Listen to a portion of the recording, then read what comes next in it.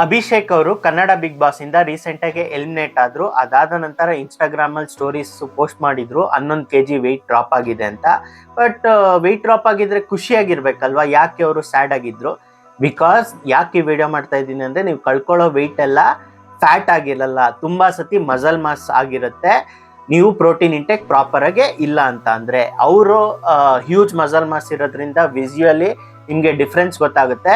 But ನಮ್ಗೂನು, ನಾವು ಸಣ್ಣ ಇದ್ರೂ ತುಂಬಾ ಮಸಲ್ ಮಾಸ್ ಇರುತ್ತೆ. ಮಸಲ್ ಮಾಸ್ ಇಲ್ಲ ಅಂತ ಅಂದ್ರೆ ನೀವು ಎದ್ದು ಕೂತ್ಕೊಳ್ಳಕ್ಕೆ ಆಗಲ್ಲ, ಲಿಟ್ರಲಿ ಡೆಡ್ ಬಾಡಿ, ಕೋಮಾ ಸ್ಟೇಜ್ಗೆ ಹೋಗಿರೋ ಪೇಷಂಟ್ ತರ.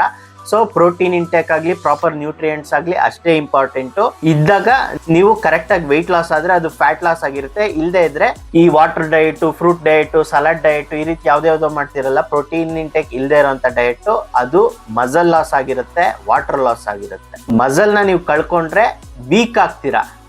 ವೀಕ್ ಆಗೋದು ಫಿಟ್ನೆಸ್ ಅಲ್ಲ, ಸ್ಟ್ರಾಂಗ್ ಆಗೋದು ಫಿಟ್ನೆಸ್. ಮೇ ಬಿ ಇವಾಗ ವೀಕ್ನೆಸ್ ಗೊತ್ತಾಗದೆ ಇರ್ಬೋದು, ಏಜ್ ಆದ ನಂತರ ಮಂಡಿ ನೋವು, ಸೊಂಟ ನೋವು, ಪ್ರತಿಯೊಂದು ನೋವು ಕಾಣಿಸ್ಕೊಳಕ್ ಶುರು ಆಗುತ್ತೆ.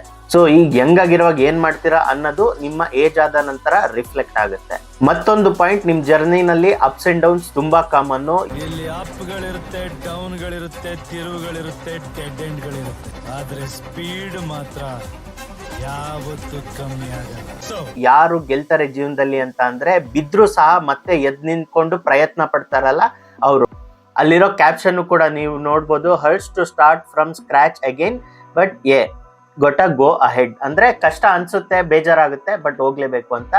ಈ ರೀತಿ ನಿಮ್ ಜರ್ನಿನಲ್ಲಿ ಡಿಫ್ರೆಂಟ್ ರೀಸನ್ಗೆ ನೀವು ಮತ್ತೆ ಔಟ್ ಆಫ್ ಟ್ರ್ಯಾಕ್ ಹೋಗಬಹುದು. ಇಂಜುರಿ ಆಗಿರ್ಬೋದು, ಟೈಫಾಯ್ಡ್, ಇನ್ನೊಂದು ಯಾವ್ದೋ ಕಾಯಿಲೆ ಬರ್ಬೋದು, ಅಥವಾ ಟ್ರಿಪ್ಸ್ಗಳು ಹೋಗ್ಬೋದು.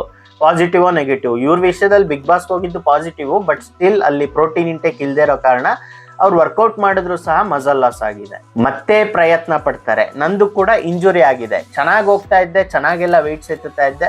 ಶೋಲ್ಡರ್ ಇಂಜುರಿ ಆಗಿದ್ದರಿಂದ ಒಂದು 2 months ನಾನು ಪ್ರಾಪರ್ ಆಗಿ ವರ್ಕೌಟ್ ಮಾಡ್ತಾ ಇಲ್ಲ. ಸೊ ಇದು ಪ್ರತಿಯೊಬ್ರು ಜರ್ನಿನಲ್ಲೂ ಅನುಭವಿಸ್ತೀರಾ. ಮೋಸ್ಟ್ ಆಫ್ ದ ಟೈಮು ಅನುಭವಿಸಿದ್ರು ಮತ್ತೆ ಎದ್ದು ಪ್ರಯತ್ನ ಪಡಬೇಕು. ಹೇಗೆ ನೀವು ಚಿಕ್ಕ ಮಗು ಆಗಿದ್ದಾಗ 100 ಅಲ್ಲ 1000 ಸತಿ ಬಿದ್ದಿದ್ದೀರಾ ನಡೆಯಕ್ಕೆ ಪ್ರಯತ್ನ ಪಟ್ಟಾಗ, ಬಟ್ ಮತ್ತೆ ಟ್ರೈ ಮಾಡೋದ್ರಿಂದ ನಡೀತಾ ಇದ್ದೀರಾ. ಅವತ್ತು ನನಗಾಗಲ್ಲ ಅಂತ ಕ್ವಿಟ್ ಮಾಡಿದ್ರೆ ಈಗ ನೀವು ನಡೆಯಕ್ಕೆ ಆಗ್ತಾ ಇರಲಿಲ್ಲ. ಸೊ ಅದೇ ಒಂದು ಮೈಂಡ್ ಸೆಟ್ನ ಫಿಟ್ನೆಸ್ಗೂ ತಗೊಳ್ಳಿ. ಯಾವುದೋ ಒಂದು ರೀಸನ್ಗೆ ಔಟ್ ಆಫ್ ಟ್ರ್ಯಾಕ್ ಹೋದ್ರಿ ಅಂದ ತಕ್ಷಣ ಡಿಸಪಾಯಿಂಟ್ ಆಗಬೇಡಿ.